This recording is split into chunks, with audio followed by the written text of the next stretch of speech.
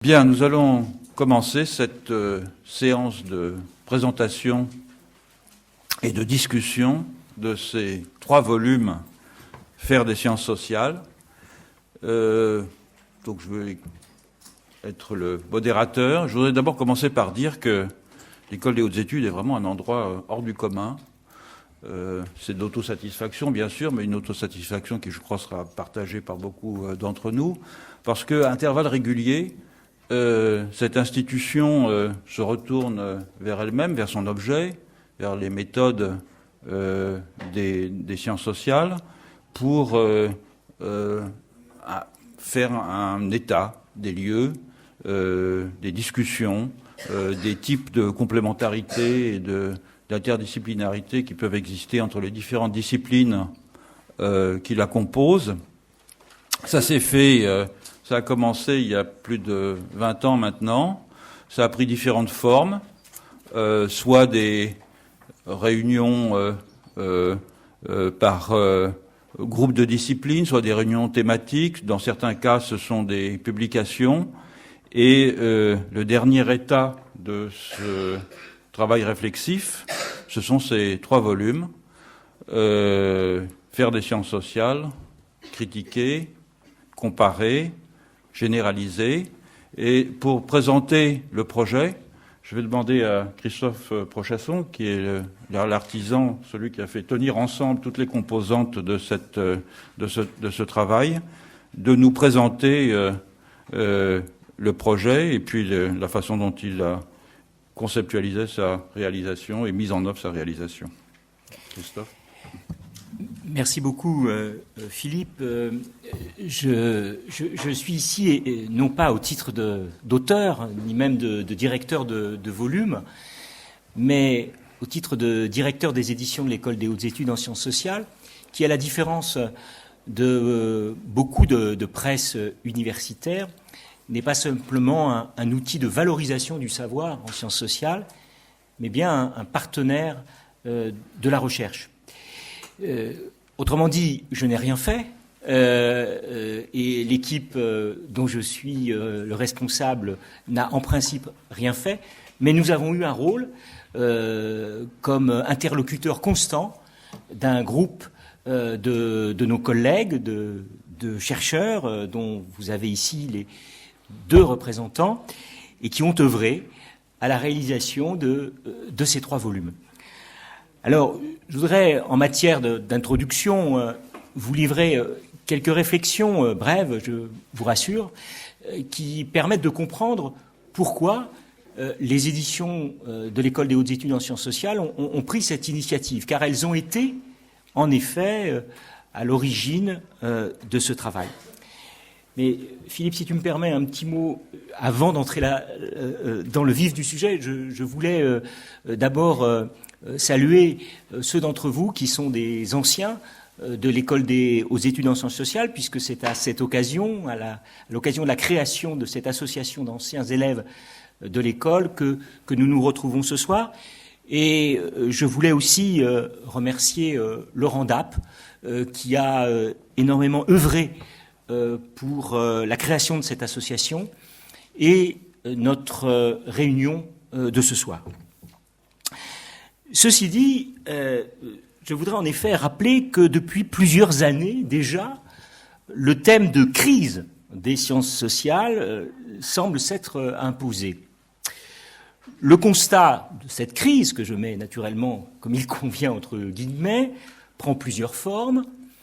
Pour les uns, c'est la fin des grands modèles théoriques et la prétendue ou réelle d'ailleurs disparition de grandes figures qui attesteraient un recul définitif des sciences sociales pour lesquelles, qui plus est, la France a été longtemps une terre d'innovation. Pour les autres, les sciences sociales se seraient perdues entre le Charybde des évidences, ne délayant qu'un savoir ordinaire, qui serait désormais pris en charge et même parfois produit par des acteurs du monde social, des experts, des journalistes, voire des essayistes, Charybde des évidences auxquelles ferait face, comme il convient aussi, un sylla d'un discours abscon dominée par le commentaire épistémologique, indifférent à l'apport des résultats empiriques. Évidemment, ce discours, je ne le prends pas à mon compte, bien que on pourrait parfois y trouver quelques consonances. Je ne le prends pas à mon compte parce que ces 3 volumes montrent le contraire. Mais il ne fait aucun doute que les sciences sociales, en France, mais aussi, rappelons-le, en d'autres pays, en de nombreux autres pays, sont entrées dans une nouvelle période de leur histoire, depuis déjà quelques décennies, et que la façon dont nous faisons des sciences sociales répond, comme elle a toujours répondu, à une nouvelle configuration où se combinent de nouvelles données sociales, intellectuelles et politiques. Et il en a toujours été ainsi, avec les sciences ayant pour objet l'étude des sociétés, passées ou présentes, proches ou lointaines, inévitablement ces sciences sensibles à leur environnement. De leur première émergence dans la deuxième moitié du XVIIIe siècle, alors soucieuse de fournir à l'État les outils de la bonne gestion, à aujourd'hui, l'histoire des sciences sociales ne relève pas d'une histoire intellectuelle fermée sur elle-même, bien sûr, et là, les exemples seraient faciles à multiplier. Au début du XIXe siècle, la science sociale, comme on le disait alors, tentait de répondre tout à la fois aux nécessités imposées par la déchirure du lien social entraînée par la Révolution et par la mise au niveau scientifique d'une science sociale encore bien en retrait au regard des développements des sciences de la nature. Saint-Simon, Auguste Comte, Jules Michelet, Frédéric Bastiat, d'autres encore, composent une première phalange de savants succédant au Condorcet et à tous les fondateurs de l'encyclopédie. Deuxième moment, si vous le voulez bien, ou troisième, si l'on intègre le XVIIIe siècle, à la fin du XIXe siècle, c'est le projet républicain qui offre un nouveau cadre accueillant un nouvel âge des sciences humaines. L'université en fait des disciplines académiques, finance des chaires, crée des diplômes attirant des étudiants et fait du savoir une valeur éminente exigée par le message d'émancipation que porte en elle la République de Jules Ferry. Sociologues, ethnologues, juristes, économistes, historiens ont alors pour nom Émile Durkheim, Lucien Lévy-Bruhl, François Simian, Henri Bert et tant d'autres aussi. Les sciences sociales se penchent alors une nouvelle fois prioritairement sur les conditions de fabrication du lien social au moment où, notons-le, les nations s'affrontent. Quatrième moment, les années 60 et 70, celles qui nourrissent les plus grandes nostalgies le plus souvent. Le marxisme, récemment introduit dans la vie intellectuelle, étaye alors souvent des approches renouvelées du social. Un nouvel âge d'or, donc, fait de grands noms, Barthes, Bourdieu, Foucault, Lévi-Strauss, Althusser, etc., dans toutes les disciplines, et de grands massifs théorico-épistémologiques illuminent ce nouveau moment, au point, comme je le disais, qu'il alimente toujours et encore, nombre de nostalgies.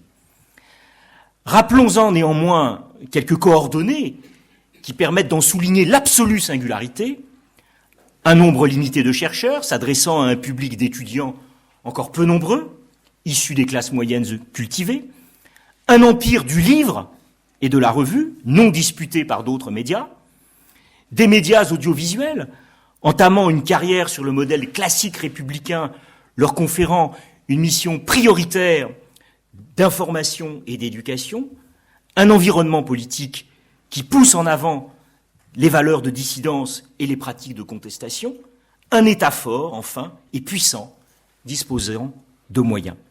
Ce modèle s'est progressivement délité, nous le savons, dans les 30 dernières années, et il n'y aurait, je crois, aucune pertinence à tenter de le réveiller. Une telle ligne de conduite n'est à même, je crois aussi, que d'engendrer des illusions et déceptions. Autrement dit, parler, comme on le fait trop facilement, de déclin ou de crise des sciences sociales aujourd'hui, revient à ne considérer qu'une partie du bilan au détriment de son ensemble. Et c'est précisément ce qu'ont voulu montrer, ou contribuer à montrer, les auteurs des 3 volumes de Faire des sciences sociales. Un dernier mot pour introduire mes collègues et mes amis, pour souligner que ce travail a été d'abord un travail collectif. Ces 3 ouvrages ont résulté d'une série de séances de travail tournant autour d'un comité de rédaction et aussi de séminaires de travail où ont été discutés ces articles. Autrement dit, il ne s'agissait pas là d'un ouvrage collectif fait d'articles appelés en quelque sorte à distance, mais des livres pensés, articulés, produits par un véritable collectif de chercheurs. Deuxième caractéristique, ces volumes défendent l'idée à laquelle, je crois, nous sommes tous attachés, de l'unité des sciences sociales. Ces volumes ne sont pas disciplinaires. Nous aurions pu faire, de façon un peu paresseuse, un volume sur l'histoire, un autre sur l'anthropologie, un 3e encore sur la sociologie, mais nous aurions d'abord oublié beaucoup de disciplines et ça aurait été, je crois aussi, trahir le message scientifique que nous voulons porter. 3e remarque aussi, je crois, c'est la question de la relation que tous ces chercheurs entretiennent avec le passé de leur discipline, le passé des sciences sociales, et notamment la relation critique qu'ils entretiennent avec les héritages théoriques dont ils sont les légataires. Enfin, je finirai sur ce point et sur une note un tout petit peu institutionnelle. Il y a aussi, c'est important de le souligner, dans ces volumes, une dimension générationnelle. Alors ce ne sont pas tout à fait des enfants, encore que je crois que nous sommes jeunes maintenant très très longtemps, n'est-ce pas Jocelyne ?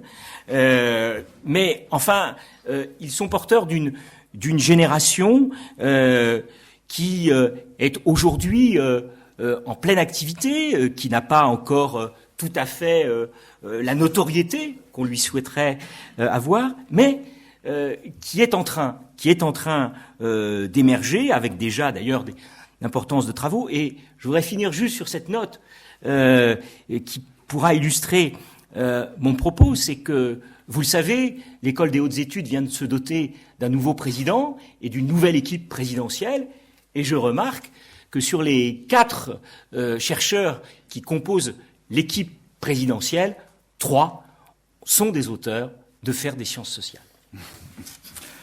Merci Christophe pour cette présentation. Tu as souligné le caractère exceptionnel de cet ouvrage, mais je voudrais aussi rappeler, comme je le disais en préambule, le caractère exceptionnel de l'entreprise générale de revenir à intervalles réguliers sur ce qui fait le fond commun de notre activité de chercheur en sciences sociales. Je crois qu'il n'y a aucune autre institution qui ne s'est pliée à cet exercice dans le champ des sciences sociales, ni d'ailleurs en France, ni ailleurs dans le monde, et c'est un point qu'il faut souligner. Alors, nous avons ce soir, comme tu l'as rappelé aussi, non seulement la célébration et de la création de l'association des anciens élèves de l'École des hautes études en sciences sociales, mais aussi, dans ce cadre, 2 éclairages qui vont être apportés sur cet ouvrage et qui vont servir d'ouverture pour une discussion plus générale sur leur contenu. Alors, je ne sais pas qui... Jocelyne, tu commences. Jocelyne Daclia, donc, va intervenir en premier pour un exposé de 25 minutes à peu près. Alors, merci tout d'abord de m'avoir associé à cette aventure éditoriale et de m'avoir associé à cet échange ce soir. Je ne vais sans doute pas parler du livre en tant que tel. Le responsable de cette aventure vient d'en expliquer le principe et l'esprit. Moi, les quelques mots que je voudrais dire sont plus en forme de témoignage et parleront peut-être moins de mon texte que de mon expérience personnelle. Qu'est-ce que ça veut dire, en effet, faire des sciences sociales aujourd'hui ? Pourquoi ? Pour qui ?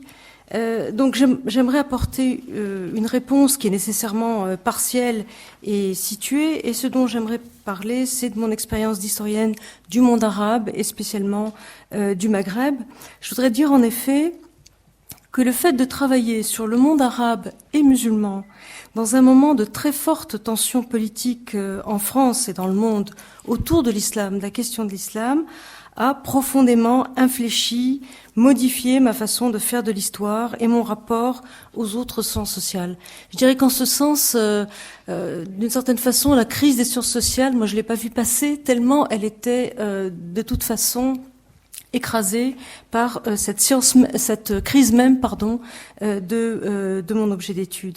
Il y a deux points que j'aimerais aborder. Le premier, c'est celui du piège de la différence, ou de ce que j'appellerais le piège de la différence. Et le deuxième, c'est la question de comment être chercheur et répondre à une demande sociale.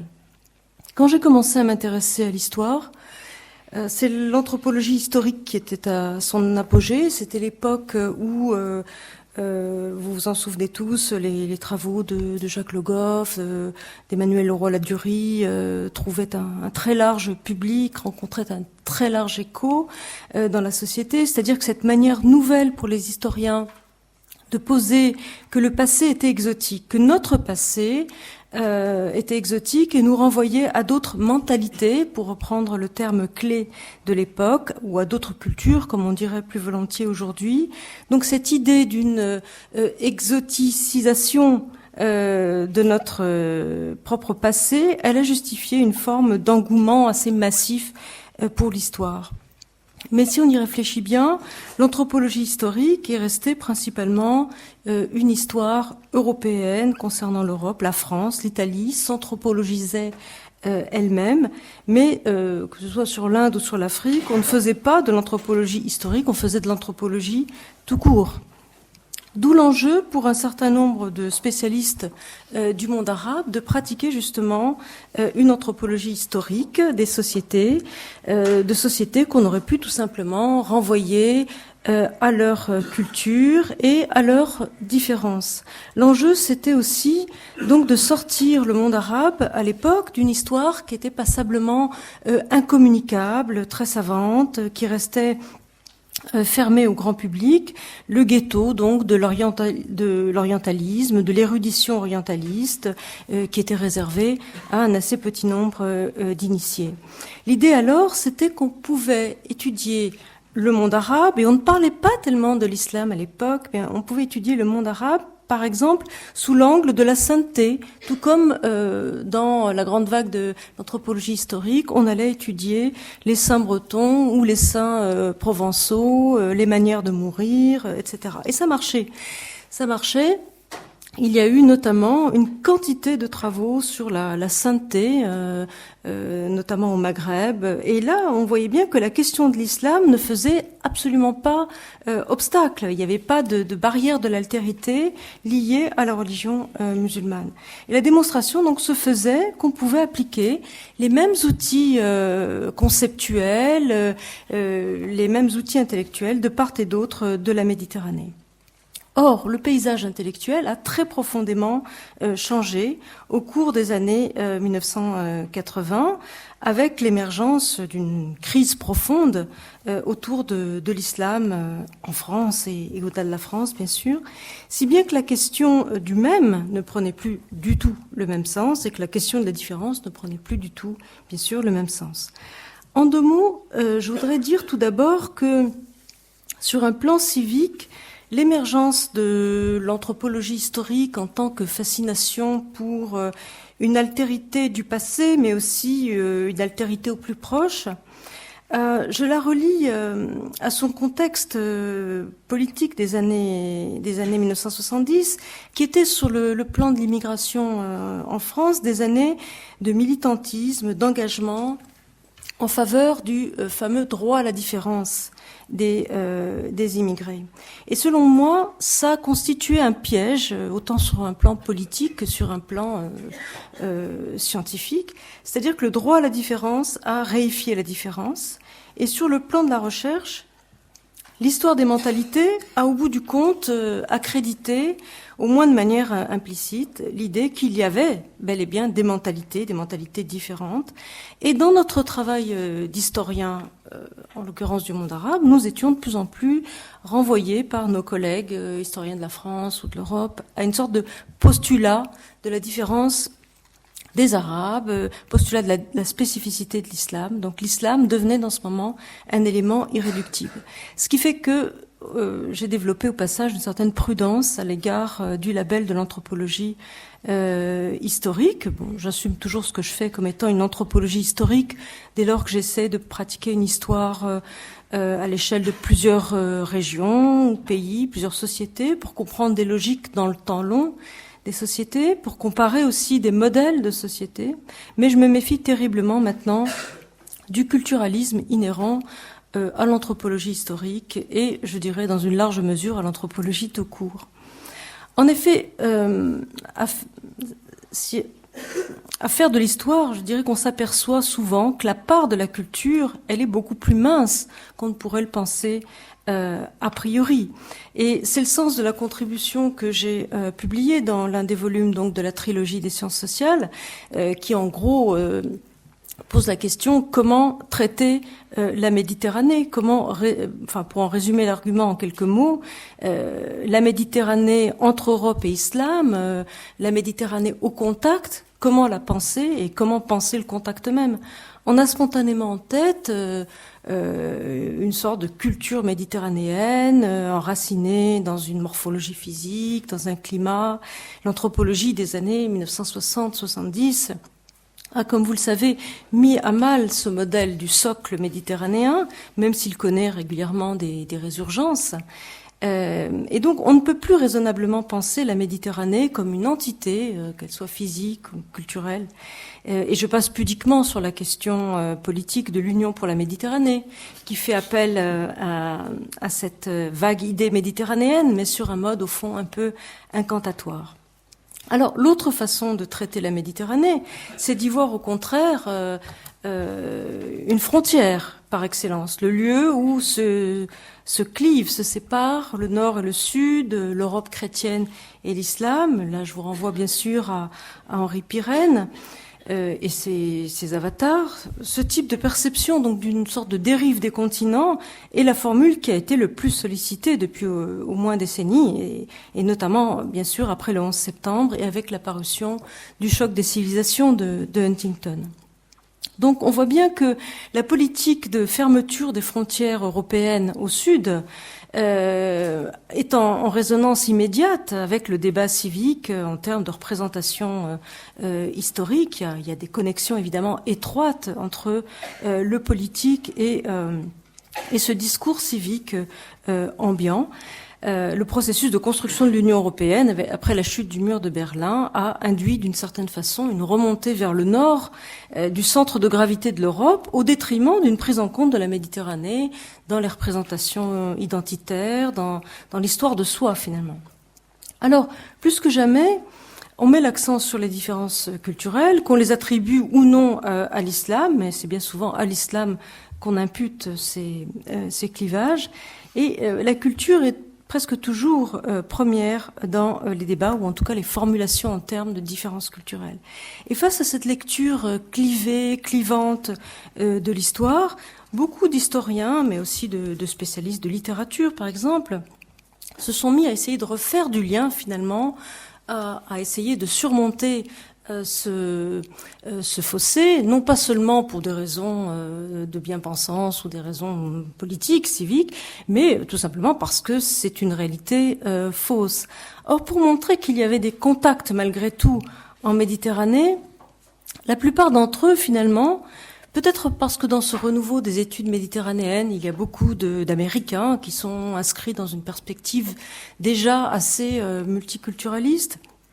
Donc beaucoup de spécialistes récents de la Méditerranée, on s'en rend compte, entérinent eux aussi finalement le cadre de sociétés bien séparées, bien distinctes, reprennent à leur compte l'idée de départ de cultures bien distinctes, mais en montrant qu'il y avait des échanges malgré tout, et des échanges assez intenses, grâce à qui? Grâce à des médiateurs. C'est-à-dire que pour penser le lien, maintenant, il faut des opérateurs de contact, des médiateurs. Et donc, depuis 10 ou 20 ans, on ne cesse de réfléchir sur les traducteurs culturels, sur les passeurs, les intermédiaires culturels, les gens donc qui permettraient de réduire le hiatus des cultures et d'entrer en circulation. Alors, ce courant de recherche est très intéressant, mais pour moi, il a une limite et c'est là que j'investis une partie de mon énergie de chercheur. Sa limite, c'est qu'il présuppose donc que toute dynamique, au fond, va venir de ces médiateurs, de ces gens de l'entre-deux, individus ou groupes assignés au contact. On va, si vous voulez, entériner l'idée que ce sont eux, les porteurs de changement, de modernité, les porteurs de transferts culturels, les sociétés au contact, elles, étant beaucoup plus amorphes, beaucoup plus passives. Et on voit bien que pour le cas du monde islamique, il y a là une conséquence très, très importante, et même très grave. C'est-à-dire qu'on va survaloriser notamment la capacité à faire du lien, à créer de l'initiative et du contact, de gens qu'on considère déjà comme étant identitairement dans un entre-deux, c'est-à-dire les minorités juives et chrétiennes des sociétés islamiques. On va en faire des porteurs de modernité au détriment des composantes majoritaires des sociétés islamiques qui sont les musulmans. Or, quand on regarde la question des circulations et des contacts en Méditerranée entre Europe et islam, on se rend compte qu'il y a aussi une présence massive de musulmans dans ces circulations, quand on regarde de plus près. Et on constate qu'eux aussi avaient une familiarité avec l'Europe, connaissaient les langues européennes éventuellement.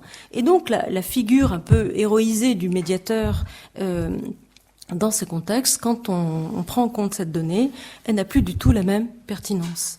Un exemple tout simple, on a très longtemps pensé que les marchands musulmans n'allaient pas en Europe avant la colonisation, et que le commerce transméditerranéen avant le XIXe siècle était soit dans la main des négociants européens, soit entièrement effectué par des minorités arméniennes, grecques, juives, etc.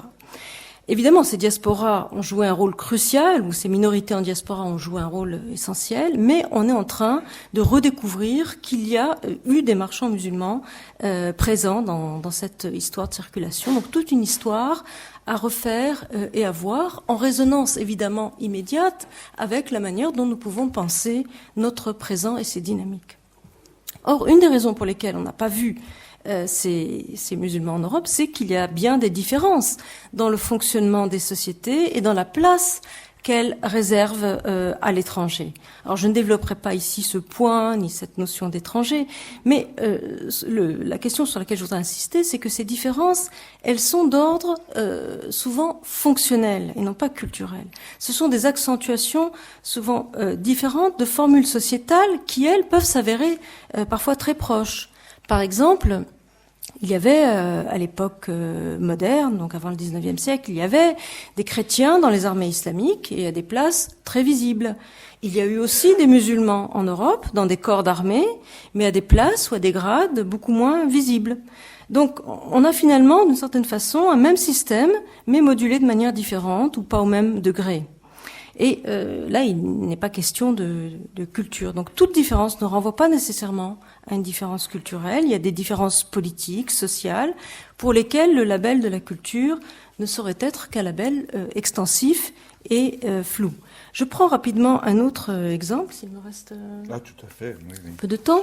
En effet, il y a un lieu commun qui revient de manière assez récurrente et dont on a beaucoup discuté ces derniers temps avec les révolutions arabes, c'est la question du despotisme dans le monde islamique, et c'est une question qui m'intéresse beaucoup. Vous savez que c'est là, par excellence, une tradition autoritaire qu'on présente comme constitutive du monde islamique. Mais quand on met les choses à plat, quand on compare trait pour trait des systèmes politiques de l'Europe du XVIIe siècle et du monde islamique de la même époque, on s'aperçoit bien souvent qu'il y a peut-être plus d'éléments de convergence que de différence. Et c'est, en un sens, encore plus vrai au XIXe siècle avec l'absolutisme européen. Donc il y a des différences, mais elles ne sont pas nécessairement aussi radicales et surtout elles ne sont pas nécessairement fondées sur la culture. On n'a pas affaire de toute façon à des systèmes politiques fermés qui se reproduiraient en vase clos et sans ouverture sur le monde, sans être hantés sur le reste du monde. Pour le cas des régimes autoritaires, moi je pense qu'au bout du compte, s'il y a bien une spécificité, c'est une spécificité récente, voire très récente, qui se fige au XXe siècle, peut-être même dans la deuxième moitié du XXe siècle et pas avant. Donc ma démarche personnelle a été de revenir à l'histoire. Et quelle histoire ? C'est là que le poids du présent est crucial et il est absolument clair pour moi qu'on ne peut pas faire des sciences sociales sans que ce soit en même temps des sciences pour la société. C'est-à-dire c'est pas seulement une science du fait social, mais c'est aussi une science pour agir. En tout cas, ça m'est apparu comme absolument incontournable à travailler sur le monde arabe. Depuis la première guerre du Golfe, en effet, et depuis aussi la fameuse crise du foulard, à peu près en même temps en France, 1990-91, je suis très fortement convaincue qu'on ne peut pas, sur un plan éthique, faire de l'histoire des sociétés musulmanes comme on ferait de l'histoire de l'Italie ou des États-Unis. C'est-à-dire qu'il y a une interpellation civique qui est permanente, il y a un enjeu éthique qui est permanent. Alors comment y répondre ? C'est en partie l'objet donc de notre débat ce soir. Je dirais que tout d'abord, il faut pouvoir réagir à une sorte de dilution ambiante de la science sociale en général. Sur la question de l'islam en France ou ailleurs, les passions, comme vous le savez, se sont déchaînées. Et tout le monde revendique le droit de s'exprimer sur cette question sensible. Et Christophe Prochasson évoquait tout à l'heure la question des intellectuels médiatiques, des essayistes et de la question de la frontière avec le monde de la recherche en sciences sociales. Sur le monde arabe, c'est évident, on a vu fleurir quantité de spécialistes médiatiques qui ont par métier réponse à tout. Grosso modo, ils sont catégorisés comme politologues ou souvent d'ailleurs comme anthropologues. Anthropologues revêtant dans ce cadre un sens un peu flou et générique, un peu comme un spécialiste justement d'une autre culture ou d'une autre société. Donc il y a un usage extensif du label anthropologique qui fait sérieusement problème. Mais l'islam donc est devenu un marché. Alors, il ne s'agit pas de réaffirmer face à cette évolution de manière corporatiste une sorte de privilège du monde académique qu'il faudrait défendre, mais la question se pose. Qu'est-ce qu'il faut faire ? Est-ce qu'il faut participer de manière civique à ces débats ou est-ce qu'il faut rester en dehors et préserver, disons, un travail de fond, une recherche de fond ? Je dirais qu'il faut faire les deux. Participer tout d'abord. Avec un premier constat lucide à opérer, c'est que, en tant que chercheurs, nous sommes justement assez mal armés pour participer au débat civique et encore plus au débat médiatique. Parce que, tout simplement, par nature, par définition, un chercheur en sciences sociales, c'est quelqu'un qui va débrouiller les choses dans leur complexité, qui va désintriquer des éléments complexes, enchevêtrés. Donc notre démarche de recherche, elle est par nature faite de nuances et la nuance n'est pas du tout ce qui est demandé dans un débat médiatique et grosso modo, et là c'est particulièrement caricatural depuis le 11 septembre, on nous demande d'être pour ou contre l'islam. Il y a des rôles à distribuer, il faut être blanc ou noir. Donc notre contribution passe très mal et très peu. Mais à titre personnel, je trouve qu'il faut quand même s'impliquer dans ces débats, répondre à une demande sociale en y apportant justement le fruit d'une recherche de pointe et le sens de la complexité des choses. Par exemple, j'ai coordonné un gros travail collectif sur la présence des musulmans en Europe avant les problématiques de l'intégration du XXe siècle. Donc un livre qui montre que dans différents pays d'Europe occidentale, la constitution finalement de la nation a eu à faire à l'intégration, l'assimilation de centaines, milliers de musulmans, qui donc ils font partie de manière constituante des histoires nationales européennes. Cet ouvrage a été publié l'année dernière, mais avec un écho finalement très faible, qu'il faut accepter avec humilité. On est dans un temps de réception très lent des idées, lorsqu'on bouscule des cadres d'évidence et, d'une certaine façon, lorsqu'on dérange, notamment le débat sur l'identité nationale. Donc, moi, j'essaye personnellement d'être très disponible pour parler dans des médiathèques, des bibliothèques, pour faire de la formation permanente, mais en sachant bien que ce que nous pouvons faire est de toute façon limité. Il n'en faut pas moins répondre donc à une demande sociale et à une tension dans la société. Sur un autre plan, en sens inverse, je dirais que la révolution tunisienne est aussi... c'est une question qui m'a profondément bouleversée sur un plan personnel et bousculée. Et là, on voit bien aussi que, à la fois, il faut prendre acte du fait que aucun écrit de sciences sociales n'a aidé à la révolution. Aucun travail de recherche n'a aidé à la faire venir, aucun écrit même n'a aidé à la faire venir, ni littéraire, ni philosophique, ni de recherche, mais que, dans le même temps, cette révolution a déclenché un besoin immédiat de sens, un besoin immédiat d'histoire, un besoin immédiat de connaissance des autres révolutions, et que donc nous avons malgré tout un rôle à jouer, même si c'est pas un rôle d'impulsion. Donc, à un moment, face à cette pression du présent, je crois qu'on ne sait plus à un moment si on est dans une lecture plutôt politiste, plutôt historienne, plutôt philosophique ou sociologique des choses. Les frontières disciplinaires se brouillent nécessairement. On est de toute façon en train de chercher de nouveaux cadres d'intelligibilité des choses, ou bien on est tout simplement pris par l'événement et perdu comme tout le monde. Et donc, je voudrais souligner le fait que c'est vraiment cette pression du présent qui fait aussi bouger les manières de faire et de penser et qui a des effets finalement heuristiques. Alors, pour conclure, je voudrais dire aussi, en sens inverse, que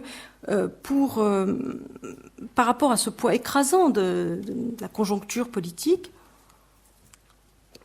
il faut aussi résister par la recherche. C'est-à-dire que la recherche ne doit pas devenir une recherche instrumentale, et l'éthique, la responsabilité civique ne nous transforme pas non plus en experts instantanés, en experts à la demande.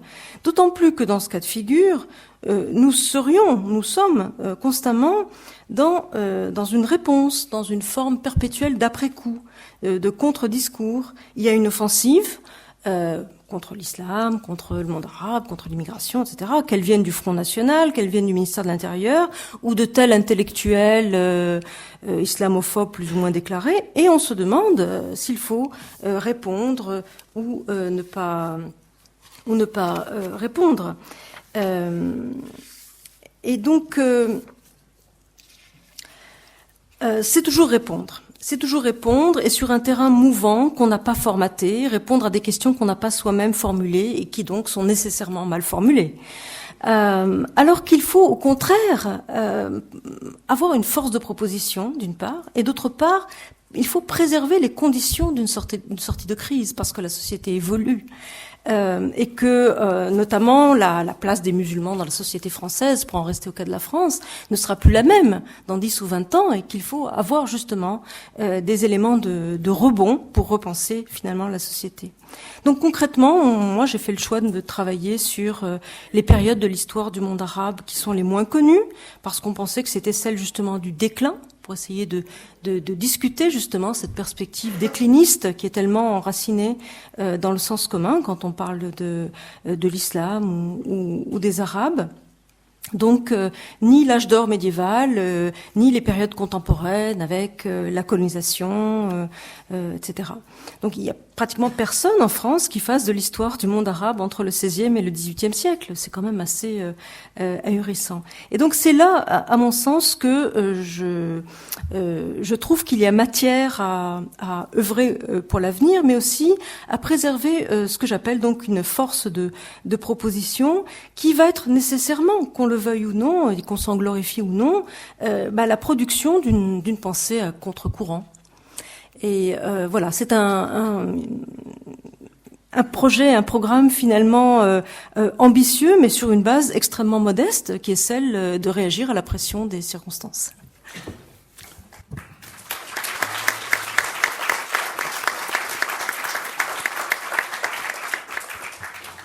Merci Jocelyne pour cette réflexion sur l'évolution au fil du temps de ton objet d'étude, non seulement sous l'effet des circonstances théoriques et des déplacements conceptuels de l'histoire et des disciplines voisines, mais aussi sous l'effet des transformations de la société qui produit le type de sciences et de l'opinion publique en fonction des circonstances.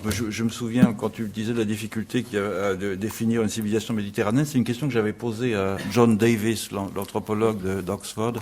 Il m'avait répondu, c'est très simple, c'est la moustache.